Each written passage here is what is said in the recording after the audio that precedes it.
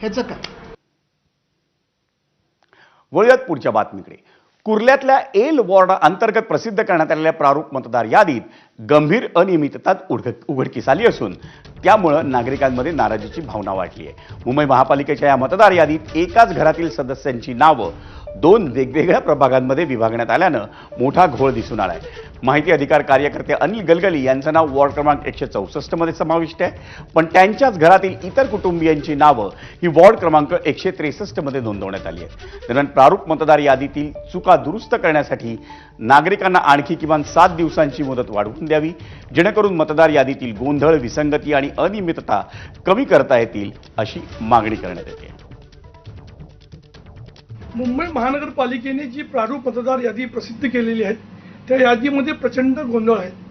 जसं की मी राहतो प्रभाग क्रमांक 164 मध्ये, माझे नाव प्रभाग क्रमांक 164 मध्ये प्रारूप यादीमध्ये दाखवण्यात आलेले आहेत, परंतु माझ्या कुटुंबियांची नाव ही प्रभाग क्रमांक 163 मध्ये दाखवण्यात आलेली आहेत.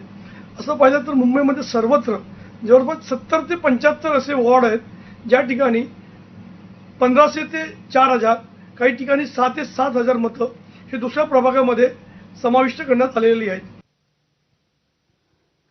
आणि मुंबई महापालिका निवडणुकीसाठीच्या मतदार यादी संदर्भात